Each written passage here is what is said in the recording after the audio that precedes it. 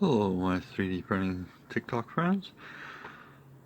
I've received my metal Flexible PEI sheet. I have to admit, I'm already impressed by the packaging. I've had them send me sheets and stuff, like the stickers for the beds and stuff, and just bubble wrap. Not even with cardboard, even though I was upset that they got bent because there was no cardboard and nothing that said, please don't bend. So let's see how this turns out. I'm going to go ahead and flip it over.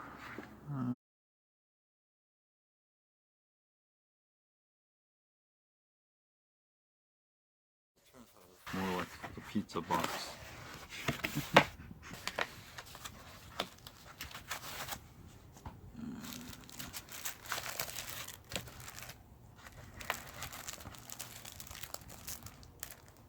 Fancy.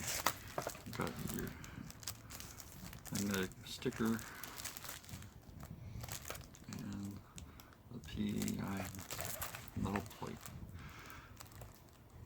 So I may end up just at first clipping it on, but if I feel it's doing a pretty good job, I'll probably attach it with the magnet.